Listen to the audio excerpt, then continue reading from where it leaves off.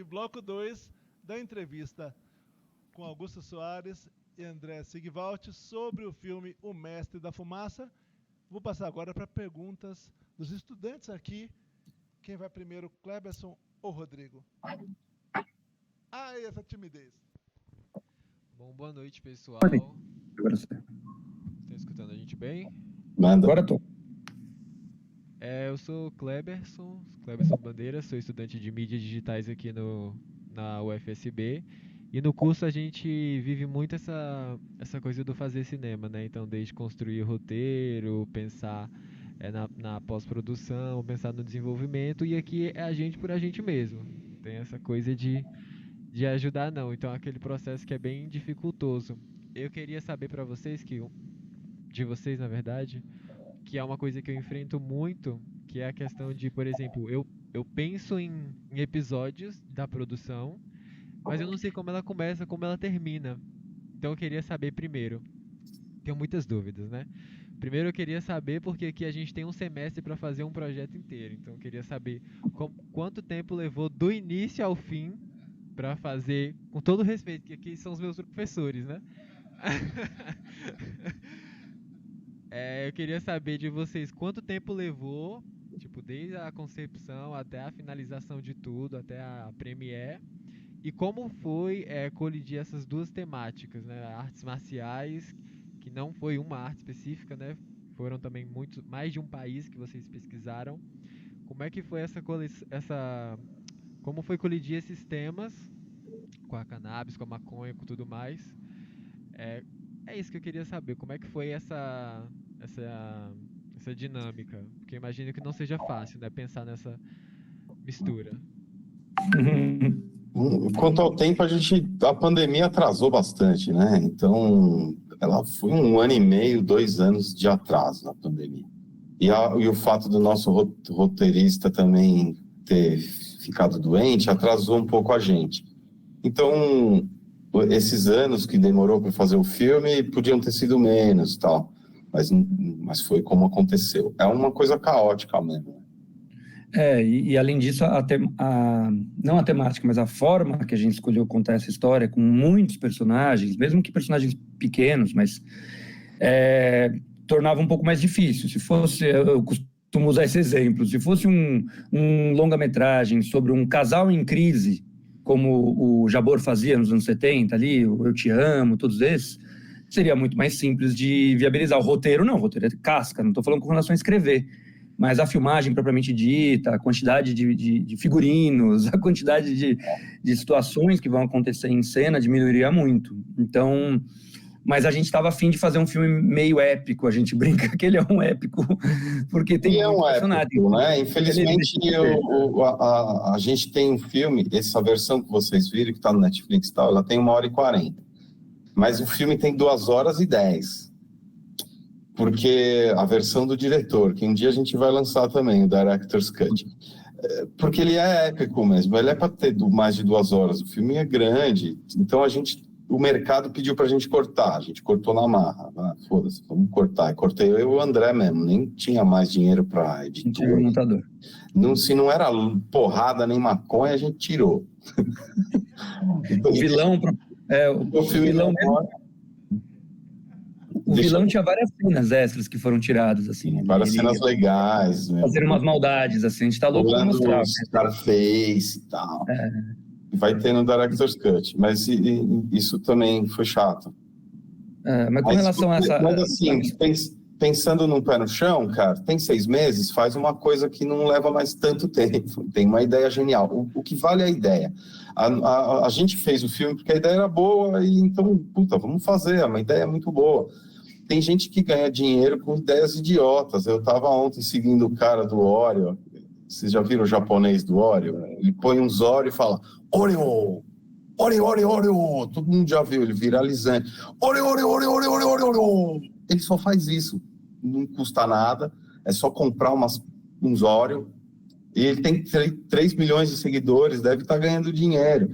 Sabe? O outro chutava a bola. Assim, às vezes a ideia vale. E às vezes a ideia vale e é fácil de fazer. Então, o que você precisa para ter né, uma nota 10 no semestre é ter uma puta ideia que é simples de fazer. Eu sempre dou o exemplo do clipe antigo do DJ Mark. Os caras pegaram um disco vinil e ficaram gravando o disco, tacando ele, o disco ia descendo a rua, eles iam gravando de vários ângulos e editaram o disco andando, era um disco andando, uma ideia besta, simples, entre aspas, barata, fácil, rápida de fazer. É assim que chega longe. Mas eu entendo a situação um pouco diferente. Se for fazer um filme, uma ficção propriamente dita, não um doc, que também é um outro processo, em pouco tempo, com pouco dinheiro, aí a criatividade tem que existir também, não só na ideia, mas na hora de fazer a transição para o que você vai filmar. Nós, por exemplo, tinha a cena que a gente queria que o personagem... Acho que até essa cena caiu.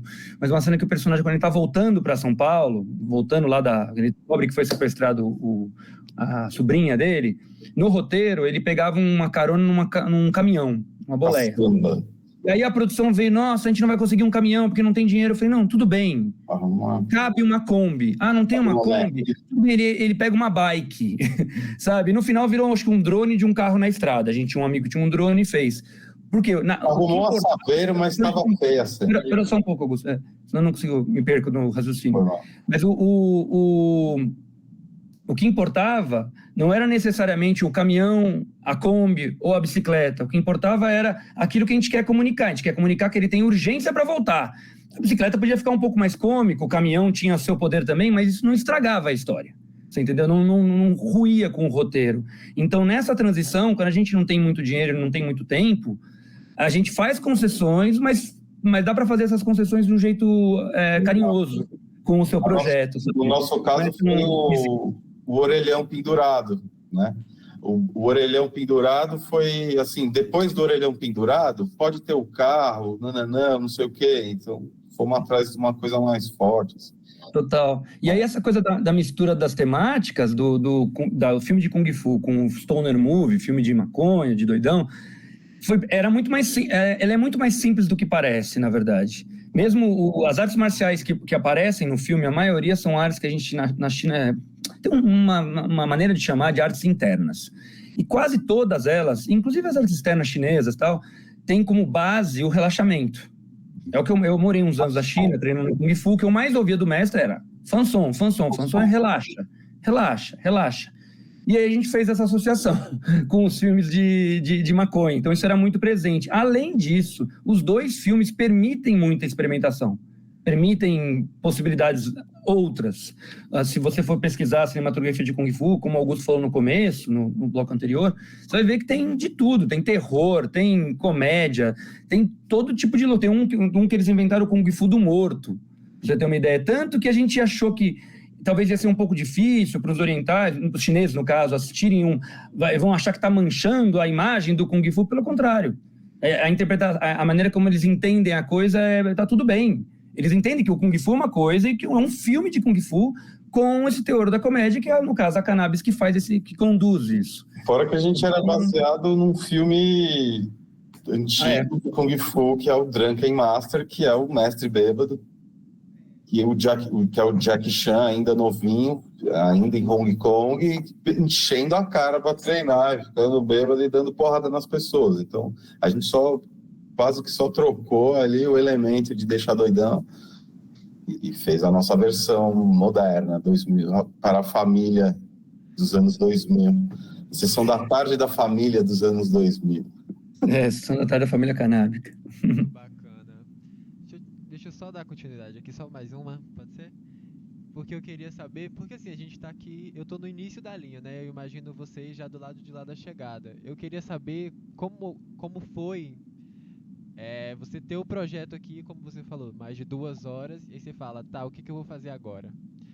Tem um pitching, claro que imagino que isso também dependa de network, né? Mas o que a gente faz, aliás, como foi pra vocês, né? Esse processo de levar o projeto adiante tendo ele pronto, como foi vender ele? Nossa, esse foi o mais difícil de tudo. A parte chata que não é de cineasta, sabe? A gente queria estar fazendo outro filme, mas estava lá vendendo o nosso. Por um lado foi um ótimo aprendizado pra gente. A Foi. gente agora sabe como fazer, sabe que a gente não pode confiar em quase ninguém, infelizmente. Desculpe vir com essa informação, mas quem vende filme lá na frente pode até, na hora de cumprimentar, de fazer reunião, falar, cinema, tamo junto, cinema nacional, legal. Vira a página, passa uma semana, é tipo business, dane-se vocês. Eu já passei muito por isso, assim, a gente passou muito junto por isso, eu e o Augusto. Mas, ao mesmo tempo, tem possibilidade, tem muita gente legal ainda, né? Eu não quero também ser tão apocalíptico com relação a como vender um filme. Mas é isso, tem que tentar, tem que enfrentar mesmo. Eu acho que tem uma série de organizações que ajudam os cineastas a chegar com os filmes nos festivais, que fazem essas pontes. Tem o Projeto Paradiso, por exemplo, que é uma coisa que vale a pena pesquisar. Tem outros, inclusive, que eles trabalham bastante no começo, né? Mais no roteiro, mas que também tem formas de auxiliar nessa etapa, assim, de como vender e tudo mais. Exibir o máximo possível em festival, escolher bem os festivais, tomar esse cuidado, se possível participar, porque sempre tem alguém ali que tem um contato, alguém que fez uma venda de uma certa forma, você fala, é possível fazer isso? A Netflix especificamente é bem casca, porque a relação não é simples, não é uma relação muito direta, muito quente. Mas existem distribuidoras que têm uma conversa mais franca e que dá para chegar e conversar. Acho que tem que tentar. Eu fiz uma lista, na verdade. Quando a gente chegou nessa etapa, eu listei todas as distribuidoras do Brasil. E eu entrei em contato com a maioria. Eu acho que diria 80% eu entrei em contato. Não quase nada. Não, algumas respondeu, eu diria que metade respondeu. Só que teve algumas. Teve uma que teve. Eu não vou falar o nome, o Augusto já falou uma vez, mas eu não vou falar. Teve uma distribuidora que. Essa eu deu ódio, assim. Porque ganhou o prêmio da Augusto, não é pouco, Augusto. Eu tô contando um negócio. Augusto tem segura sua piada. Eu tô contando, mano. A gente é assim mesmo, tá? Ele não se aguenta, nunca vi, mano. Eu tô chateado, eu quis tirar logo de dentro de mim. Fala. Você não sabe nem começo, eu que troquei e-mail. Bom, eu tava trocando e-mail com essa distribuidora. E aí eles pediram uma lista de coisas que a gente tinha que entregar. Informações, uma série de códigos, uma série de coisas. A gente tinha tudo. A gente trabalhou muito. Várias coisas para tirar esses códigos era na Ancine, é só burocracia, nada caro.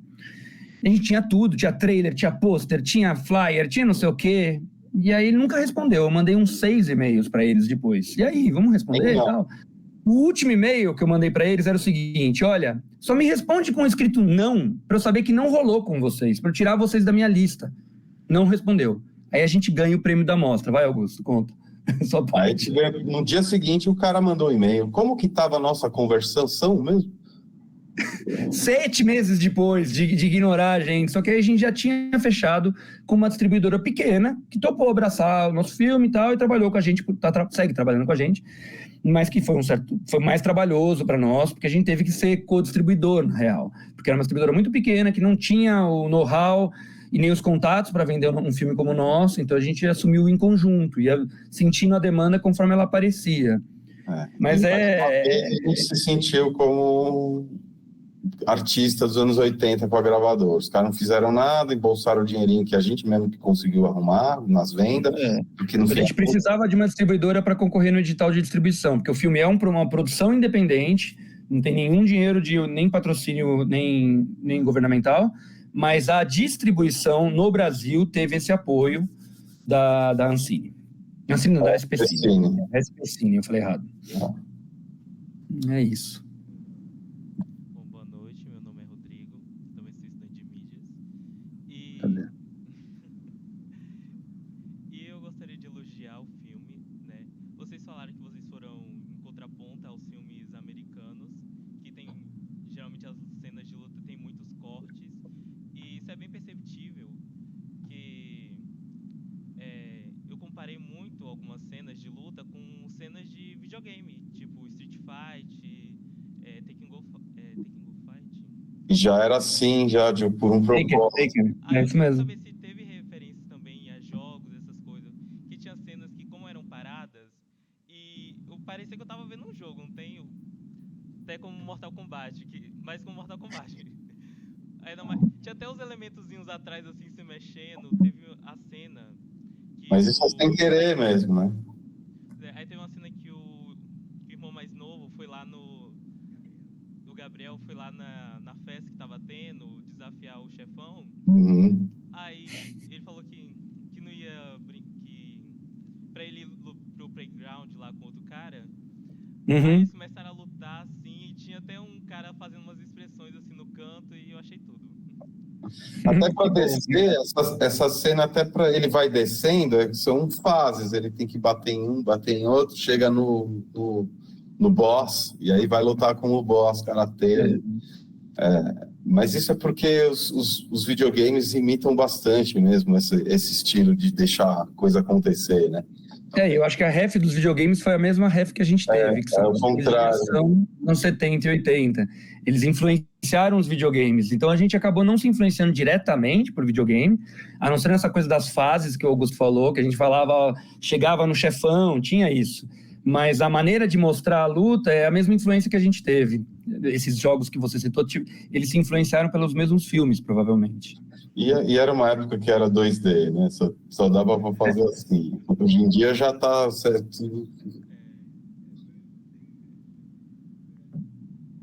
Gente, vamos fazer uma rodadinha final, então? Pode ser? Bora. Pode liberar todo mundo. Da final. Vou fazer a minha final.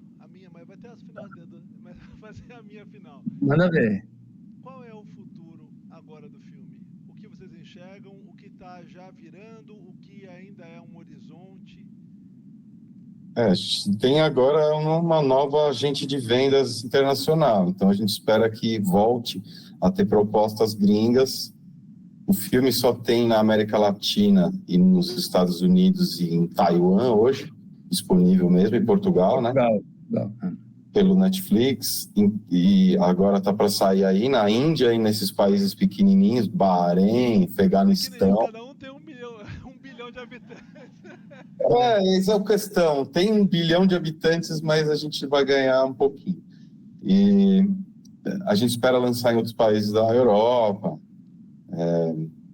E vamos ver como vai ser essas vendas, né? A gente está tudo preparado para essa nova onda de vender. E a gente espera que o filme seja cult mesmo. O Netflix é um pacote de 3 anos. Daqui a 3 anos, o filme sai do Netflix, ou eles pagam mais um pouquinho para o filme se manter lá. A gente vai tentar vender esse Director's Cut, que tem 20 e tantos minutos a mais. Isso são porque agora o filme, o interessante é a gente ganhar mais dinheiro e ele ser mais assistido. De repente, um 2 virar a nossa ideia, sonho, é o Rock 2. É que nem Rock Balboa. O Rock 1 ganhou os prêmios, mas o Rock 2 é que explodiu e virou uma franquia, que hoje tem mais de 10 filmes. Então a gente espera fazer o Rock 2, essa é a nossa... E no Brasil, internacionalmente, é o que o Augusto falou. Agora a gente tem que aguardar e torcer para continuar vendendo, para entrar numa onda aí. Que a gente ouviu isso de muitas pessoas, que o filme tem tudo para ser cult. A gente não sabia se era um elogio ou se era uma crítica, mas a gente foi entendendo que a ideia do cult é que é uma coisa mais a médio e longo prazo, e que ele pode ser ou cultuado, ou ele tem outras características, é um filme que pode ser visto de novo daqui a alguns anos, mas o fato é que não é necessariamente tratado e tal. Agora, no Brasil especificamente, como a gente entrou no Netflix, é um padrão, eu não posso entrar em detalhes do contrato porque a gente não pode, mas assim, é um padrão do Netflix, quando você fecha com eles, você não pode lançar em TV. Tem um período em que a gente não pode lançar em TV, então a gente nem tentou, quer dizer, a nossa distribuidora tentou vender, mas não foi para frente. Assim que atingir esse período, que tem mais 1 ano e pouco aí, a gente vai tentar colocar em televisão, pelo menos ficar no Brasil, e atingir outros públicos. Essa ainda tem chão. A gente verdade, eu não falei disso. Daqui a 1 ano e meio pode ter TV a cabo, daqui a 2 anos pode ter TV aberta, mais ou menos isso. Mais ou menos isso, Tem chão ainda. E depois, vamos ver. Bom, quem vai agora? Eu só queria fazer uma pergunta sobre as coreografias, né, dos atores, porque eu fiz o Wing Chun durante um tempo. Ah, que legal! Tem um personagem ali. Adoro o Wing Chun. Legal. E é isso, e os movimentos são muito precisos, né? Da coreografia. Então eles lutam, já lutavam, aprenderam com você mesmo, André, que você é Sifu, né? Eu sou da aula, mas eu não sou Sifu, não. Enfim, como que foi isso aí para os atores, né, aprenderem os movimentos, reproduzirem isso? Porque uma coisa é você saber lutar, outra coisa é você interpretar lutando, né? Já é outra Total, coisa, né? total. A gente teve esse desafio mesmo, assim. Eu lembro de eu com o Augusto, várias vezes na hora de selecionar um ator, a gente pensava nisso, tipo, como que a gente vai fazer? Porque a gente pega um ator que só luta, às vezes não interpreta tão bem, não necessariamente, é um ator que faça as duas coisas. O Daniel Rocha, que é o nosso ator principal, tem a facilidade que ele tinha acabado de fazer o Popó, ele, quando era mais jovem, lutava kickbox, então ele tinha um pouco de traquejo já, o que em parte facilitou. A gente tem metade do elenco nosso é dublê mesmo, atua como dublê no mercado. Então eles sabem reagir muito bem ao golpe, então facilita. Um golpe entra, a pessoa vira, pula no chão, dá o rodopio. Então isso facilitou muito. Não só facilitou, né, André, mas foi muito importante. Fundamental. Fundamental. Todo mundo que é do mal era gente que realmente é artista marcial. Maioria mas ao mesmo tempo... Não tinham feito porra nenhuma. Mas tinha muitos personagens no filme que nunca tinham lutado nada, nunca tinham feito nada. Aí o que a gente fez foi uma preparação, e não era uma preparação necessariamente para ensinar uma forma específica, era uma preparação mais corpórea para ensinar uma lógica meio básica de movimentação de arte marcial. Por alguns meses eu ficava nos parques aqui de São Paulo, marcava uns horários, e o elenco, quem estava disponível, encontrava com a gente para treinar. Isso aconteceu por um tempo, assim. E aí, quando foi chegando um pouco mais perto da filmagem, aí eu apresentei as coreografias. E as coreografias, algumas eu fiz em muitas mãos, assim. A do Wing Chun, por exemplo, eu fiz com um amigo que é do Wing Chun, o Gil, lá de Joinville. E depois depois eu fui encontrar com o Gutenberg Lins, que é um dos dublês que faz um personagem, aquele que leva bala na testa. E ele sabia um pouco de Wing Chun, então ele pegou uma coreografia já prévia, a gente fez junto a lógica, criamos a lógica, apresentamos para o elenco, faltando muito pouco, porque não necessariamente a pessoa precisa memorizar, ela precisa memorizar frases, né? E aí no set a gente deu um jeito. É um jeito um pouco incomum. Tem filmes que ficam mais tempo preparando e que levam mais tempo. Tem cenas de luta do nosso filme que em filmes grandes seria 2-3 dias de filmagem. Aquela cena final, todo mundo se batendo, aquela cena a gente rodou em uma diária. Tem 180 planos no dia. Foi uma loucura. E a gente não tinha autorização para fechar o lugar. Aquele corredor que as pessoas desciam, passava gente. Aí eu endireitava assim, não deixava ninguém ver o que estava acontecendo. O making-off do filme é meio hilário, assim. E aí foi isso, a gente deu acesso para esse elenco, para essa lógica de arte marcial. E o Gutenberg também fez um workshop com parte deles. A gente foi fazendo o que a gente podia. Nosso ator principal, o Tony, coreografia foi sempre pouco, né? A gente, quase nenhuma coreografia teve mais de poucos dias de ensaios. Quase nenhum. Pouco tempo. Aqui o Kung Fu que a gente pratica não tem faixa. Mas se tivesse faixa, eles fizeram meio que a faixa branca, sabe? Os atores, basicamente. Tiveram acesso a uma base, que é uma base para mostrar que o corpo estava mais relaxado. Uma das meninas, por exemplo, é bailarina, então ela pegava algumas coisas, então ela funcionava para o treino. Mas, por exemplo, é uma coisa também de sentindo, é um termômetro. O mestre da fumaça, o Tony, ele nunca tinha feito nenhuma arte marcial. Ele é chinês, ele é de Shanghai, mas ele nunca lutou nada. Mas sempre chamam ele para fazer mestre, ele fica aquele mestre que fala. A gente queria que ele lutasse. No roteiro original, o primeiro roteiro tinha 2 lutas dele. A gente acabou diminuindo uma das lutas dele, porque ele não lutava. Ao mesmo tempo, ele foi um dos que mais treinou comigo. Porque eu fui percebendo que eu precisava que ele incorporasse algumas coisas que iam além da luta. Por exemplo, como ele é o mestre maconheiro, a gente trouxe a coisa da risada. Então ele lutava e ria, meio que ao mesmo tempo. Travou? Não travou. Tá normal. Tá normal? Tá. Então foi isso. A risada foi a muleta do mestre, né? Foi a muleta dele. Coisa depois... E ele falou com muita naturalidade. O próprio português ruim dele era super natural, porque ele tem um sotaque já bem forte. E tinha que ficar de ouvido assim nele para ver se ele estava falando o que a gente queria. Às vezes tinha que ser as árvores somos nós, assim. Fala isso. Ele nem entendia direito a palavra. Foi legal mesmo. E ele dançava também, o que facilita, ele dança muito bem. Então ele pegou algumas coisas por isso. Nessa rodada final, gente, é muito bacana isso, né? vai pegando. Eu fiz um comentário no intervalo entre uma gravação e outra, que foi justamente que me chamou a atenção, como se fossem câmeras, planos distintos, que são a língua da galera, né? Vocês utilizam por baixo aí 4... Caramba, que filme difícil, viu? Porque você pega assim, tem alguns personagens que falam em inglês, outros falam em mandarim, aparentemente, que eu não conheço, em francês, o próprio português, tem uma menina que solta um espanhol ali rapidão. Minha pergunta é a seguinte: essa galera, ela mora aqui no Brasil, está fora, está dentro do orçamento, como é que funcionou para convocar um timaço, assim, uma pluralidade? Para além de tudo isso, ainda tem a língua, que é uma dificuldade, né, muito interessante. E dentro desse horizonte, ainda no seio das congratulações, que se mantenha pelo menos um pedido de um conhecedor a poucos segundos do filme, que se mantenha essas cenas, que são as línguas distintas, que isso é maravilhoso. Isso sempre foi uma coisa, desde o começo a gente queria ter isso, essa Babel, assim, muitas línguas. Isso aparece em alguns filmes de Kung Fu que a gente viu também, tem sempre a coisa dos países e tudo mais. A gente queria mesmo um gradiente de pessoas, assim. Começa com as coisas, com os países que invadiram a China. Então o estrangeiro sempre era o cara do mal, o japonês. Ou o Japão ou os Estados Unidos, que eram os países que invadiram a China na época, né? Então no nosso filme os caras, mais ou menos, os caras do mal falam inglês. Quem fala inglês é o imperialismo. O chinês está ali tentando ensinar. Ele fala uma palavra em japonês também, né? O vilão. Tem quando ele pede pro karateca parar, é o Made do próprio judô ali.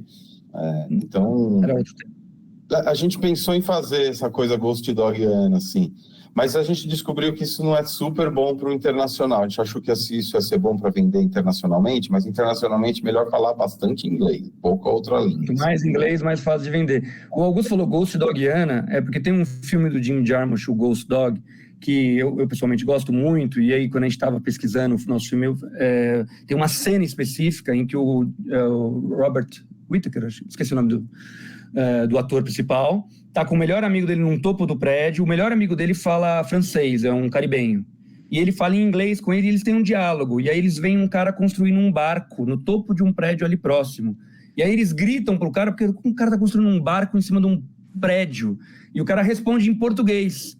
E aí vira um triálogo, e a cena é muito gostosa. Então foi um pouco... Inicialmente a gente teria um momento ou outro disso, mas isso foi ganhando um corpo, e a gente gostou e incorporou essa brincadeira. Tem muito chinês que entrou porque o Tony Lee, o ator do mestre, não conseguia falar um português muito bifão em português. Aí a gente falou, ele não vai conseguir falar tudo isso em português, vamos traduzir para chinês agora, e aí ele tchau, e manda brasa. Ele já falava um pouco de chinês, mas era um pouco menos, assim. Era menos. E aí com relação a fechar... menos. E com relação a fechar o elenco, assim, a gente teve a ajuda de uma produtora de casting, a Mei Yi-ho, que ela é taiwanesa. E ela que conhecia o Tony Lee. E aí ela conseguiu também trazer outros atores. A gente também procurou uma organização que se chama Oriente, se não me engano, que são de elenco amarelo, tanto japonês, chinês ou outros países da Ásia. E eles ajudaram também a gente. Queria até ter mais personagens orientais, mas a gente foi gostando da ideia de ter a mistura, de ter a ruiva, de ter todo tipo de cor e de possibilidade, assim. E acho que foi isso, assim, a gente ficou muito feliz. Com relação à cena que é falada em francês... Ele é aquele personagem interpretado pelo Pyro Man, o Jean-Paul Kinfossiat. Ele é francês.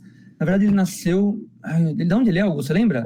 Não é angolano, cara. Ele é africano. Não. Mas é de um país que se fala francês, uma colônia francesa.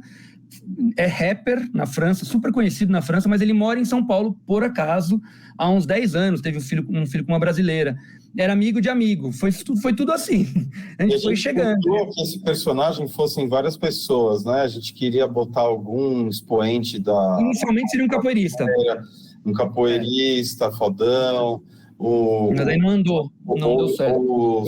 O Benegão, ou o Marcelo D2, assim, a gente tentou até essas pessoas e tal, mas como eu falei, a gente é meio pequenininho, ninguém tá nem aí, sabe? Você não tem dinheiro, as pessoas já nem escutam a sua ideia, a gente não é muito... Não tem um contato muito grande com o artista, uma coisa que, se você talvez é um Nepo Baby, tenha mais, sabe?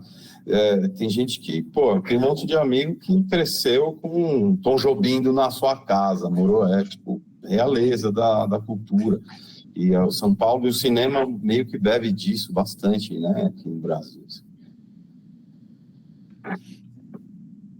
Bom, quem vai agora? Bom, voltei. Vou tentar agora sintetizar em 2 perguntas, ou... gente, vocês têm que ouvir também, né? Bom, eu queria saber como foi pra vocês, sendo 2 diretores, tendo uma concepção de ideia, né? Porque eu imagino que, pelo menos, geralmente os trabalhos que eu participo, eu acho que nem cabe a comparação, mas os trabalhos que eu participo, geralmente eu encabeço, eu dou ali uma de líder e tudo mais, e eu nem sempre consigo manejar bem outras ideias. Queria saber como foi para vocês e como é, né, se vocês já trabalharam em outros projetos, como é trabalhar em equipe sendo diretores, né? Como é que é isso? Tem um momento que tem que ceder para a ideia do outro, tem um momento que tem que manejar, como é que pede para calar a boca, se outro não, porque se o outro fala assim, não, vou embora, aí o projeto cai, entendeu? Quero saber como é que é isso. A gente foi na marra, antes de mais nada. Vocês já se conheciam? Tem que ser na marra. Não, a gente já era amigo desde a faculdade e tal. Mas o amor à ideia que a gente teve, ele já azeitou quase tudo. E a praticidade que a gente tinha que ter também fazia a gente não entrar muito em intriga. Tipo, não adianta você querer uma coisa, você sabe que não vai ter. Não adianta nada. Então, tinha que ser uma soma de ideias que funcionavam, né? Isso antes, né? Enquanto a gente estava criando e tal. Mas na hora você vai, um quer falar, o outro quer falar, a gente fala junto. A gente se falou junto várias vezes, até em coisas que nem a gente está fazendo agora, um atrapalha o outro, mas isso funcionou. E eu acho que durante a filmagem também, a gente acabou entrando num ritmo. Como o André também é o cinematógrafo e também operou a câmera, foi o fotógrafo do filme, ele estava lá na câmera e eu estava lá no monitor com um foninho, então, tipo, a gente já, sem querer, entrou, cada um estava fazendo já uma coisa e fomos indo para frente. Né? Cortava, eu olhava para ele, ele olhava para mim. Foi tudo certo para você? Foi tudo certo para você? Foi. Então vamos para a próxima. Foi meio assim que a gente fez, né? No set mesmo, Augusto, você ia continuar, desculpa. Não, no set foi meio essa dinâmica, aconteceu de uma forma boa. O André estava super ciente da câmera, eu estava mais ouvindo um pouquinho mais os atores, porque às vezes ele também não tinha fone, né? Então a gente até nem tinha a estrutura para a gente ficar brigandinho, sabe? No meio do set. Mas se a gente tivesse estrutura, a verdade é que no set não tem espaço para isso. É verdade. Eu trabalho aqui, vai fazer quase 30 anos com cinema. Fiz muito cinema independente, muito curta-metragem, alguns longos, programa de TV e tudo mais. Set não é um ambiente para discutir a ideia, a não ser uma situação emergencial. A gente discute tudo isso na pré. E quanto mais a gente conversa na pré, enquanto a gente estava fazendo um argumento, enquanto a gente estava cozinhando a ideia, a hora que ela se forma, ela vira, até o termo em inglês, em espanhol para roteiro, né, que é o guion, ele guia. O que vale, aí não vale tanto a minha ideia do Augusto. Ele deu uma, eu dei outra, para resolver uma questão, por exemplo. Aí a gente olha dentro do guia. Não, no guia essa aqui funciona melhor, porque essas são as diretrizes, quase como uns mandamentos do filme. Imagina o roteiro como uma bíblia e a lógica ali são os mandamentos. Então a gente não perdeu muito tempo na prévia ali do set, mas a gente perdeu um tempo cozinhando o filme enquanto roteiro, enquanto ideia, para chegar no set e não ter dúvida. A gente sabia o que a gente queria extrair de cada cena, porque não ia ter tempo para terminar. Oi? A gente fez uma decupagem bizarra, era uma bíblia. Cada cena tinha cada plano que a gente queria fazer E a gente tinha tempo para perder. Então, ser Natal, plano aberto, plano fechado, conta plano. O que faltou? Porque se a gente não tivesse isso, aí a gente talvez perdesse mais tempo nas diárias. Não. E se a gente fizer uma coisa assim, põe a câmera lá em cima, vai ser bem louco. A gente teve que pensar isso antes, porque chegando lá, a gente tinha uma lista de take para fazer daquela cena. Aberto, faz, vai, de novo, de novo, vamos para a próxima. Senão a gente não tinha... E na decupagem propriamente dita, a gente selecionava os planos, ângulo, lente que vai usar, o que a gente quer fazer aqui, só que a gente selecionava os principais, e a gente tinha sempre uns extras. Se a cena rendeu, e a gente está com tempo, porque tempo é dinheiro ali no set, aí a gente rodava os extras. Muitas vezes a gente conseguiu. Teve cena que não deu, essa aqui a gente foi pro básico. O básico, em 2 planos, a gente resolve essa cena, 2 planos. Então, isso foi meio que uma balança. Mas com relação à discussão entre o fato de ser 2 diretores, essa coisa da criação, eu acho que a gente foi construindo, até hoje é assim, mas foi muito mais difícil, as discussões ficaram muito mais acaloradas na venda do filme, quando a gente tinha que resolver como a gente vai apresentar o filme para alguém, do que na pré ou no set. Na pré e no set foi mais simples, porque a gente coisas que a gente não faz, né? Coisas que a gente não está acostumado a fazer, você está mais inseguro, puta, não sei. Aí você tem que fazer o pôster, tem que fazer o trailer, tem que fazer fazer o pitch, fazer uma brochurinha rápida para mandar. Putz, é difícil.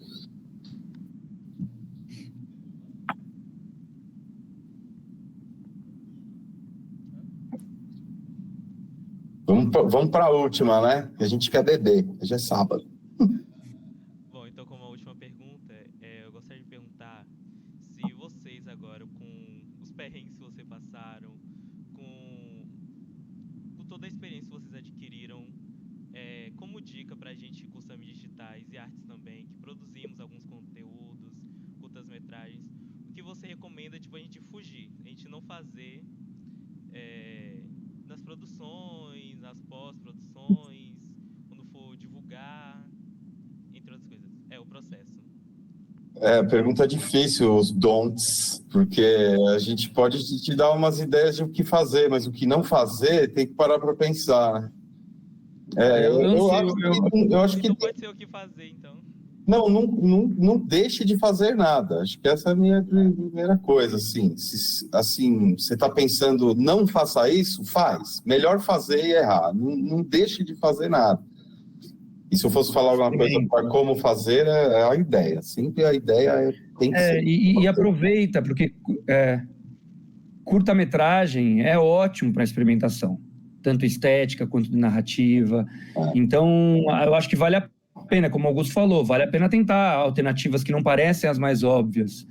Eu acho que é o melhor momento, porque se a gente cai para o mercadão, às vezes não vão dar essa liberdade para você, a não ser que já seja um autor conhecido, aí pode ter uma assinatura, um jeito diferente de contar uma história. Mas eu acho que vale a pena experimentar, e as tecnologias facilitam hoje em dia. A gente consegue filmar coisa antes com o celular e editar de um jeito mais simples, e rapidamente a gente tem um monstro de uma cena que a gente quer fazer, a gente consegue visualizar ela antes de rodar. E aproveitar o tempo também. Porque a gente não tem muito dinheiro, vamos começar a preparação e a pré-produção muito antes. Uma marca, 1, 2 encontros na semana, as ideias vão surgindo e aí aparecem as soluções. E eu acho que uma outra coisa também, como fazer, não fazer, é observar o que tem ao seu redor. Tem um tio que é dono de um boteco, e esse boteco pode funcionar nessa história. Eu tenho um conhecido que tem uma carroça. Então, vamos trazer a carroça para o filme. De novo, falei carroça, não sei porquê. Mas, em suma, buscar aquilo que já está à mão, aquilo que está acessível, e tirar disso no começo. Porque, senão, a gente fica imaginando umas coisas muito distantes, que seriam legais também, e aí muito projeto acaba não saindo do papel. Então, acho que vale a pena experimentar, testar, brincar também. Porque, quando a gente cai para o mercado, a gente tem poucas possibilidades disso. Quando a coisa fica muito séria, com muita gente envolvida, aí fica um pouco mais difícil. E roteiro é grátis de fazer, cara. Você já tem uma coisa você já tem um papel e um lápis, você já tem um computador na faculdade ou em casa, tem um celular. O roteiro é grátis de fazer. E o que a gente percebeu é que todos esses projetos que ajudam o novo cineasta, eles todos são baseados em roteiros. Alguns até aceitam uma ideia, mas a maioria, que é esses workshops, BR Lab, Projeto Paradiso, todos esses workshops, eles são baseados em um roteiro. Você tem que ter um roteiro pronto, escrito na mão. Não adianta reclamar que ninguém vai te pagar, que é o que eu ando reclamando, tipo, para fazer o nosso próximo filme. Eu vou ter que escrever o roteiro eu mesmo, foda-se, ninguém vai me pagar. Então, e é de graça, cara. E isso foi, e essa dica é do Akira Kurosawa, não é nem minha, que eu vi lá atrás, perguntaram exatamente isso, ele falou, o roteiro é de graça. Você pega um papel e um lápis e você escreve o seu roteiro, sabe? Se ele ficou lindo, alguém vai tentar fazer ele virar verdade, né? Maravilha, gente. Bom, a gente agradece demais aqui, ó. A galera felizona. Eu também muito feliz pela conversa. Valeu, gente. André e Augusto. E ainda Obrigado. agradeço pela mudança do movimento durante, né? É assim que faz cinema. Não tem caminhão, vai a carroça. Tá tranquilo. A carroça que tinha no filme, a gente nem sabia que tinha. Ela apareceu de repente. O cara que traz o leite tem uma carroça, então vamos de carroça. Eu sabia que a carroça ainda ia virar assunto, hein? Explicou a carroça. Bom, muito obrigado, gente. A gente volta. Valeu. Fico muito feliz. Bom trabalho para vocês, gente. Vamos nessa. Valeu. Não desistam.